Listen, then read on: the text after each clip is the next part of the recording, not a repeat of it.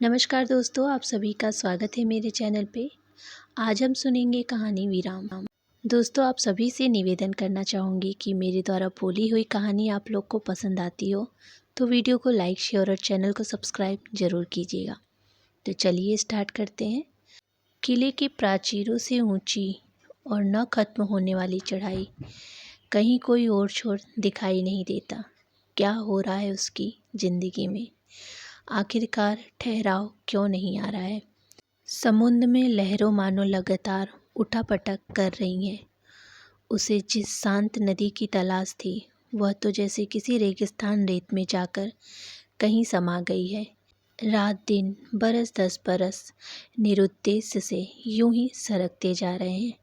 ये कहना कितना आसान है कि जीवन है तो उम्मीद है, बस आगे बढ़ते जाओ, कर्म किए जा, फल की चिंता मत कर।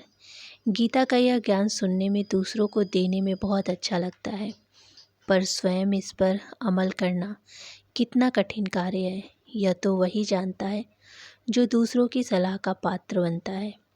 सच में सलाह देना कितना आसान काम है।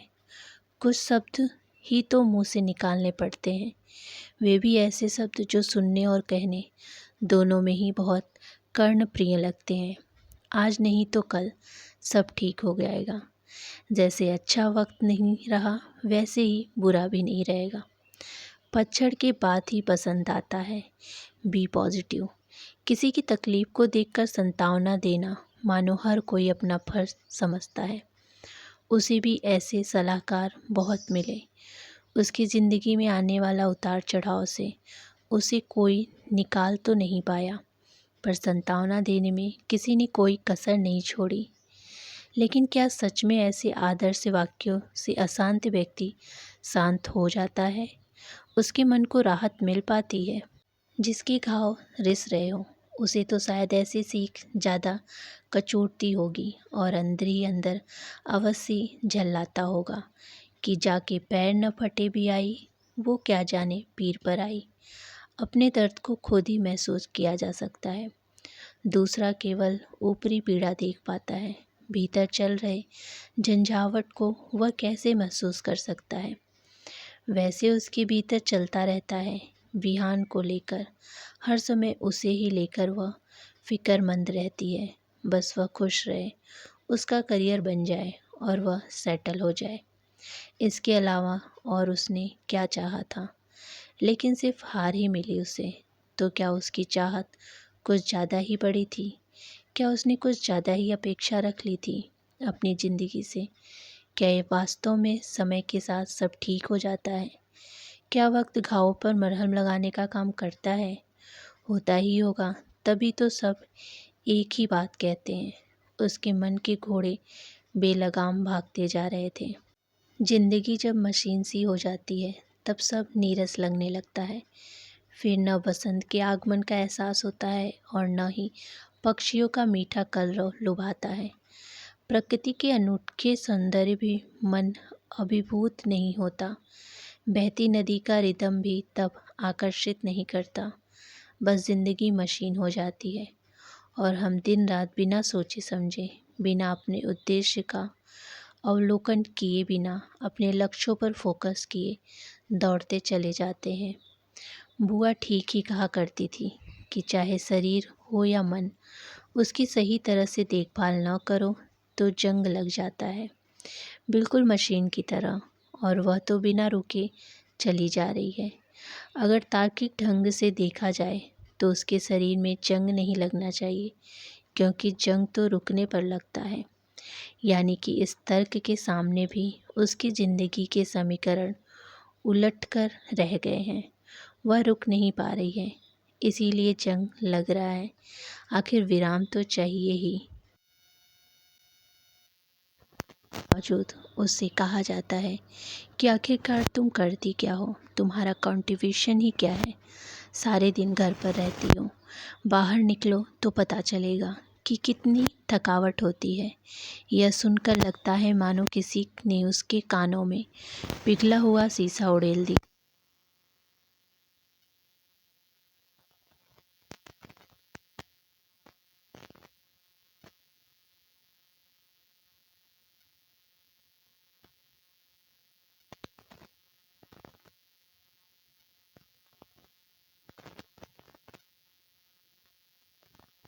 साथ सात फेरे लेकर जब उसने अपनी एक नई दुनिया बसाई तो उसी पल उस पर आँख मूंद कर विश्वास कर लिया। वह जैसा जैसा कहता गया वह करती गई। सवाल उसके मन में उठते थे, बहुत बार विरोध करने की इच्छा भी बलवती हुई, लेकिन तब तक उसके बीच विहान आ गया। पति कौशल से दो बोल प्यार के सुनने को तरसते उसके कान और कुछ सम्मान की आशा में हर बार सपने सजोती और उम्मीदें को जब लगातार उसे धोखा देने लगी तो उसका केंद्रीय बिंदु बन गया उसका बेटा विहान। बस इसी कोशिश में वह कौशल का टॉर्चर और ब्लैकमेलिंग इंटरव्यू सहती रही। उसे विहान को एक अच्छा इंसान बनाना है। उसी कौशल की स्वार्थी सोच और पैसे को ही सबसे बड़ा रिश्ता मानने के अहंकार से दूर रखने की एक जिद सी आ गई। तुझे अपने पापा जैसा नहीं बनना। विहान जब छोटा था तो वह उसे अक्सर कहती। छोटा था तो विहान उससे ही चिपकता रहता, कौशल से बचता, लेकिन कौशल के मैनिपुलेशन से वह उसे कहाँ बचा पाई थी। कौशल जान गए थे कि उसे बस में करना तो विहान को अपनी मुट्ठी में करना होगा, क्योंकि जैसे राजकुमारी की जान तोते में बसती थी उसी प्रकार माँ की जान उसके विहान में बसती थी। विहान को एक सुखद भविष्य देने के जुनून में वह जाने अनजाने उसके प्रति कठोर होती गई। डिसिप्लिन में रहने और सिस्टमैटिक बनने का पाठ पढ़ाते पढ़ाते वह कई बार उसके प्रति बहुत कठोर हो जाती। बस यही भय उसे सताता रहता कि कहीं विहान भी अपने पापा जैसा न बन जाए, जिसे दिमाग में एक सिस्टम को न फॉलो करना और बीवी की बात बात में खिल्ली उड़ाना आत्मतृष्टि देता हो, जिसके लिए बीवी का मतलब खाना बनाने वाली मेड से ज़्यादा कुछ न हो। जब खाए उससे पहले ही सब्जी छौंकी जाए और गर्म गर्म रोटियां सर्व की जाए। पहले बनाकर रखने का मतलब है कि तुम आलसी हो, तुम्हें कुछ नहीं आता। जैसे सुपीरियर सिटी कॉम्प्लेक्स इंसान को भ्रमित जीवन जीने को मजबूर करता है, वैसे ही इंफीरियरिटी कॉम्प्लेक्स भी इंसान को उलझा रखता है।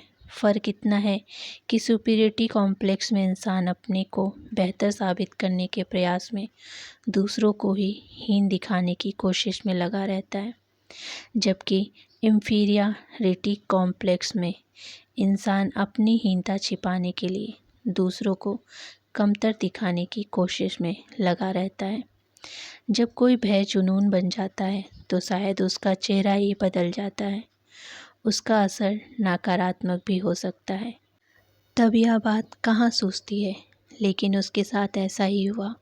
वह तो बिना विराम लिए अपने जुनून के साथ आगे बढ़ रही थी, घर गृहस्थी को संभालते हुए हर संभवतः कोशिश के साथ कि चलो एक दिन तो सब ठीक हो जाएगा। पर कौशल के इंफीरियरिटी कॉम्प्लेक्स ने उसे डिवाइड एंड रूल करने को उकसाया। वह विहान को सलीके से जीने का पाठ पढ़ाती, उसे व्यवस्थित रहने और पढ़ाई में ध्यान लगाने को कहती, तो दूसरी ओर कौशल विहान से कहता, मस्त रहा कर, ज़्यादा करीने से चीज़ों को रख कर क्या हो जाएगा। रही बात पढ़ने की तो अपने को परेशान करने की आवश्यकता नहीं। कहीं कुछ नहीं बन पाया या नौकरी नहीं मिली तो भी क्या फ़िक्र है, मेरा बिजनेस तो है ही न, पापा बेटे मिलकर संभाल लेंगे। तब वह चीख पड़ती। कौशल वह इंजीनियर बनना चाहता है, उसे बचपन से ही शौक़ है। देखा नहीं कैसे पेचकस और बाकी के टूल्स लेकर घूमता रहता है। उसे उसके लक्ष्य से भटकाओ नहीं। मैं नहीं चाहती कि वह तुम्हारी तरह बिजनेस करे। उसे आईआईटी की तैयारी करने दो। तुम कितनी क्रूर हो, बहुत अत्याचार करती हो उस पर। हर समय पढ़ने के लिए कहना क्या अच्छी बात है। जा बेटा, तू कंप्यूटर पर गेम्स खेल जाकर। विहान को वह इस तरह समय बर्बाद करने से रोकती तो पहले तो वह मान जाता, फिर धीरे धीरे कौशल की सह पाकर वह विद्रोह करने लगा। क्या प्रॉब्लम है आपकी? हमेशा मेरे पीछे पड़ी रहती हो। 4 किताबें क्या पढ़ ली, आप खुद को महान समझने लगी हो। आप बहुत बुरी माँ हो, हमेशा डांटती और टोकती रहती हो। पापा कितने अच्छे हैं, कभी कुछ नहीं कहते। अवाक रह गई थी वह। बचपन में बच्चे ऐसा कह देते हैं, पर 10वीं में पढ़ने वाला बेटा ऐसा कहे तो लगता है जैसे वह माँ की ममता को ही ललकार रहा हो। सच में उसकी ज़िंदगी में लगातार बेटे के भविष्य को निखारने और उसे सही मार्गदर्शन देने की चाह में जंग लग गया था। सही कहा है किसी ने कि आपका सबसे बड़ा दुश्मन वही है जो आपकी गलतियों पर पर्दा डाले, लेकिन यहाँ तो इसके उलट हो रहा है। विवान तो उसे ही अपना दुश्मन समझने लगा था। कौशल जितनी देर घर में होता, टीवी पर संस्कार या आस्था जैसे चैनल लगाकर बैठा रहता। घंटों वह बाबाओं के प्रवचन सुनता। वह रीढ़ती कि तुम क्यों ये फिजूल के कार्यक्रम देखकर समय बर्बाद करते हो। बिहान ने जब देखा कि मम्मी ऐसा करने से पापा को मना करती है, तो वह पापा की सोच को जस्टिफाई करने के लिए या शायद अपनी माँ को गलत साबित करने के लिए खुद भी वही चैनल देखने लगा। जब वो 12वीं में पहुंचा तो कौशल की सोच उस पर पूरी तरह से हावी हो चुकी थी। यहाँ तक कि वह उससे बात भी नहीं करता था, उसका बनाया खाना तक नहीं खाता। तब कौशल उसे खाना बाहर से मंगा कर खिलाता, लेकिन डांटा कभी नहीं कि तुम अपनी मम्मी के साथ इतना बुरा व्यवहार क्यों करते हो, या माँ की इज्जत करनी चाहिए। वो कौशल से कुछ कहती तो उसे भी गालियाँ देने लगता। विहान भी जब तब उसे गालियाँ देने लगा तो उसे महसूस हुआ कि सच में निरंतर अपने बेटे के लिए भागती उसकी ज़िंदगी मानो जंग खा गई है। विराम तो लगाना ही होगा, वरना विहान की ज़िंदगी को कोई राह नहीं मिल पाएगी। उसने विहान को कुछ भी कहना या टोकना छोड़ दिया। जब वो उसकी बात नहीं मानता तो ये यही सही, वही दिल पर पत्थर रख कर उससे विमुख हो जाएगी। पापा की राह पर चलना चाहता है तो ठीक है। बची हुई डोर भी हाथ से छूटते ही विहान के तो जैसे पर निकल आए। वह बिल्कुल बेकाबू हो गया। पढ़ाई लिखाई सब ताक पर रख दी। दोस्तों के साथ घूमना, कंप्यूटर और मोबाइल पर गेम खेलना, पूरी पूरी रात टीवी पर फिल्में देखना। वह चुपचाप सब देख रही थी कि कौशल उसे कुछ नहीं कह रहे हैं, बल्कि उसकी मांगों को पूरी कर रहे हैं।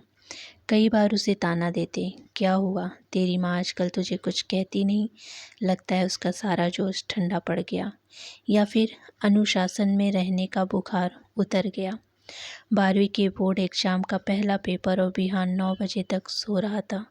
उसने एक बार उठाया तो जोर से उसने उसका हाथ झटक दिया। 10 बज गए, लेकिन वह पेपर देने ही नहीं गया। उस पल उसे लगा कि वह हार गई। सारे सपने चूर हो गए थे। उसका बेटा कभी ऐसा करेगा, कल्पना से बाहर की बात थी। कौशल को भी धक्का लगा। जैसे तैसे उन्होंने विवान को जगाया। घर का माहौल तनाव से भर गया। पूरे घर में सन्नाटा सा छा गया। हर किसी के मन में यही सवाल उठ रहा था कि आखिरकार गलती कहाँ हुई। विहान को अपराध बोध व पश्चाताप हो रहा था। वो अपने व्यवहार का आत्मविश्लेषण करने लगा।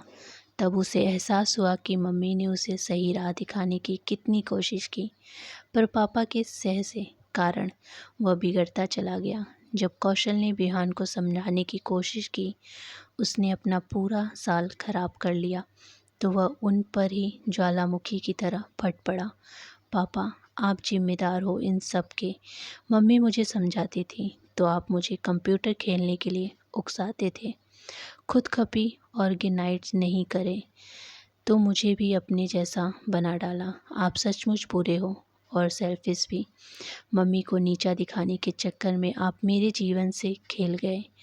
आई एम सॉरी मम्मी, काश आप मुझे डांटना न छोड़ती। बिलखते हुए विहान को उसने जब सीने से लगाया तो लगा कि उसकी ममता तृप्त हो गई।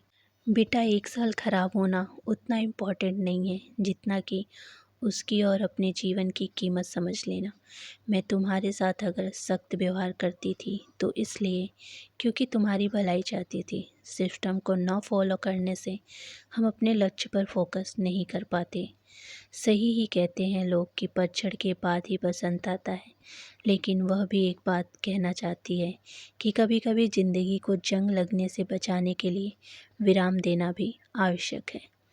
तो ये थी छोटी सी कहानी। कहानी पसंद आई हो तो वीडियो को लाइक, शेयर और चैनल को सब्सक्राइब ज़रूर कीजिएगा। धन्यवाद।